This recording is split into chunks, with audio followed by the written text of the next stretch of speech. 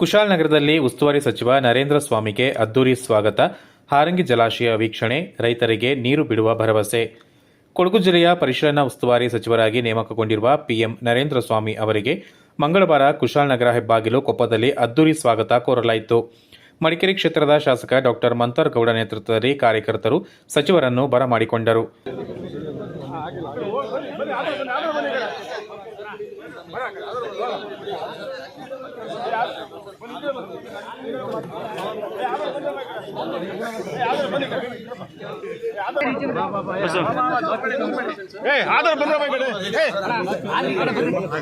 Sir ಈ ಕಡೆ ಬನ್ನಿ.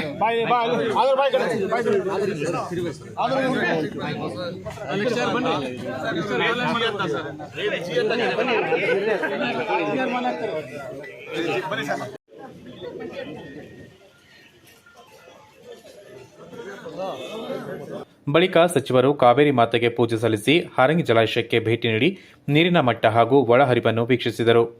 ಸುದ್ದಿಗಾರರೊಂದಿಗೆ ಮಾತನಾಡಿದ ಸಚಿವ ನರೇಂದ್ರ ಸ್ವಾಮಿ, ಮುಖ್ಯಮಂತ್ರಿಗಳ ಆದೇಶದಂತೆ ಕೊಡಗಿಗೆ ಆಗಮಿಸಿದ್ದೇನೆ. ಜಿಲ್ಲೆಗೆ ಅಗತ್ಯ ಮೂಲಭೂತ ಸೌಕರ್ಯ ಒದಗಿಸುವ ನಿಟ್ಟಿನಲ್ಲಿ ಅಧಿಕಾರಿಗಳಿಂದ ಸಂಪೂರ್ಣ ಮಾಹಿತಿಯನ್ನು ಪಡೆಯಲಾಗುವುದು. ರೈತರ ಪರಿಸ್ಥಿತಿಯನ್ನು ಅವಲೋಕನ ಮಾಡಿದ ನಂತರ ಕೆರೆ ಕಟ್ಟೆಗಳಿಗೆ ನೀರು ಬಿಡುವ ಕುರಿತು ನಿರ್ಧಾರ ಕೈಗೊಳ್ಳಲಾಗುವುದು ಎಂದು ತಿಳಿಸಿದರು. ಮಾಧ್ಯಮದವರ ಪ್ರಶ್ನೆಗೆ ಉತ್ತರಿಸಿದ ಅವರು, ಪಕ್ಷದಲ್ಲಿ ಸಣ್ಣ ಪುಟ್ಟ ಅಸಮಾಧಾನವಿದೆ, ಎಲ್ಲವನ್ನೂ ಮುಖ್ಯಮಂತ್ರಿ ಬಗೆಹರಿಸುತ್ತಾರೆ. ನಮ್ಮೆಲ್ಲರ ಗುರಿ ಒಂದೇ, ರಾಹುಲ್ ಗಾಂಧಿ ಅವರನ್ನು ಪ್ರಧಾನಮಂತ್ರಿ ಮಾಡುವುದು ಎಂದು ಹೇಳಿದರು.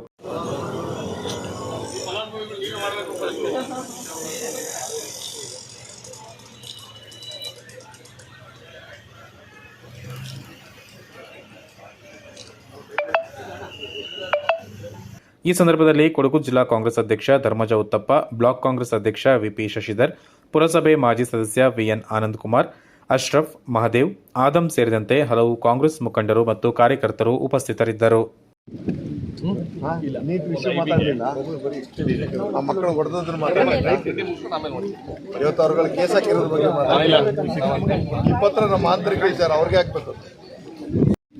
ಆತಂಕ ಅದು ಒಂದು ವಾರದಲ್ಲಿ ಸುಮಾರು ನಿವಾರಣೆ ಆಗಿದೆ. ಇನ್ನೂ ಆಗಬೇಕಾದ್ರು, ಯಾಕೆಂದರೆ ನಮಗೇನು 104 ಅಡಿ ಅಂದರೆ ಇನ್ನೂ 20 ಅಡಿ ಆಗುತ್ತೆ. ಈಗಲೇ ನಿಜವಾದ ಒರಿಜಿನಲ್ ಕೆಪಾಸಿಟಿ. ಹೀಗಾಗಿ ಆ ದೇವ್ರನ್ನ ಪ್ರಾರ್ಥನೆ ಮಾಡೋಣ, ಪ್ರಕೃತಿ ಮಾತೆ ಮೋದಿ ಕಾವೇರಿ ತಾಯಿ ಜನರನ್ನು ಕಾಪಾಡೋ ತಾಯಿ. ಸರ್ಕಾರ ಜನರಿಗೋಸ್ಕರ ತಾಯಿ ಜನರ ಮೇಲೆ ಮುಗಿಸ್ಕೊಬೇಡ ಅನ್ನೋ ನಮ್ಮ ಈಗಾಗಲೇ ಕೇಳಿ ಬರ್ತಾ ಇದೆ. ಈಗ ಅವೆಲ್ಲ ಪ್ರಸ್ತುತ ಬಂದಿರತಕ್ಕಂಥ ಕೆಲಸಕ್ಕೆ ನಾನು ಅದೆಲ್ಲ ಬಂದ ಮೇಲೆ ನಿಮಗೆ ಗೊತ್ತಾಗುತ್ತೆ. ಮಾಧ್ಯಮಕ್ಕೆ ಗೊತ್ತಿದೆ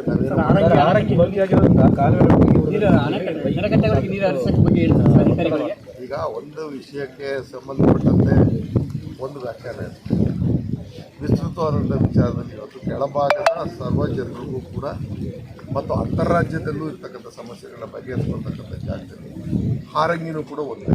ಬರೀ ಹಾರಂಗಿ ಪ್ರದೇಶಕ್ಕೆ, ಹಾರಂಗಿ ಕ್ಯಾಚ್ಮೆಂಟ್ ಏರಿಯಾಗೆ ಮಾತ್ರ ಸೀಮಿತವಾದ ವಿಚಾರ ಆಗಿರುತ್ತೆ. ಹಾಗಾಗಿ ಇಲ್ಲಿಯ ಸ್ಥಳೀಯ ವಿಚಾರಕ್ಕೆ ಉತ್ತರ ಕೊಡಬೇಕಾದ್ರೆ ಬೇರೆ ಕೊಡಬೇಕಾಗತ್ತೆ. ಪೂರ್ಣ ಪ್ರಮಾಣದಲ್ಲಿ ಕಾವೇರಿ ಬೇಸಿನ್ ಅಂತ ನಾವೇನು ಹೇಳ್ತೀವಿ ಅದರ ವಿಚಾರ ಮಾತಾಡೋದು ಬೇರೆ ವಿಚಾರ ಮಾತಾಡ್ತೀವಿ. ಹಾಗಾಗಿ ಇದನ್ನು ಒಂದೇ ಪ್ರಶ್ನೆಗೆ ನಾವು ಉತ್ತರ ಕೊಟ್ಟು ಅದನ್ನು ಒಂದು ಗೊಂದಲ ಮಾಡೋದು ಥರ ಅಲ್ಲ. ಸರ್, ಈಗ ಹೊರಟ್ಟಿಯವರು ಕಾಂಗ್ರೆಸ್ನ ಬಲ ಪರಿಷತ್ತಿನಲ್ಲಿ ಜಾಸ್ತಿ ಆಗಿದೆ ಅನ್ನೋ ಕಾರಣಕ್ಕಾಗಿ ನಾನು ಇವಾಗಲೇ ಸಭಾಪತಿ ಮತ್ತು ಉಪಸಭಾಪತಿಯನ್ನು ಅಧಿಕಾರವನ್ನು ಮನ್ನಣೆ ಮಾಡಿ ನೋಡೋಣ ಅಂತ ಸವಾಲಾಗಿದೆ. ಈಗ ಮೇಲ್ಮನೆ ವಿಚಾರದಲ್ಲಿ ಪಕ್ಷ ನಾನು ಸೂಚ್ಯವಾಗಿ ಇಷ್ಟು ಮಾತ್ರ ಹೇಳ್ತೀನಿ. ನಾವು ಆಡಳಿತಕ್ಕೆ ಬರೋದೇ ಜನಾಭಿಪ್ರಾಯ, ಸದಸ್ಯರ ಸಂಖ್ಯಾಬಲ. ಹಾಗಾಗಿ ಮೇಲ್ಮನೆಯಲ್ಲೂ ಸಂಖ್ಯಾಬಲ ಹೆಚ್ಚಿದೆ ಅಂತಂದರೆ ನೀವೇ ಹೇಳ್ತಾ ಇರೋದ್ರಲ್ಲಿ ಉತ್ತರ ಇದೆಯಲ್ಲ. ಇನ್ನು ಅಲ್ಲಲ್ಲ, ಸಹಜವಾಗಿ ಅವ್ರು ಮಾತ್ರ ಹಿರಿಯರು ಇದ್ದಾರೆ, ಇವತ್ತೂ ಸಭಾಪತಿಗಳು ಇರೋದು. ಹಾಗಾಗಿ ಈ ವಿಚಾರ ಹೊರಗಡೆ ಚರ್ಚೆ ಮಾಡೋ ವಿಚಾರನ ಅದನ್ನು ಅಲ್ಲಿ ಮೇಲ್ಮನೆಯಲ್ಲಿ ಯಾವ ತೀರ್ಮಾನ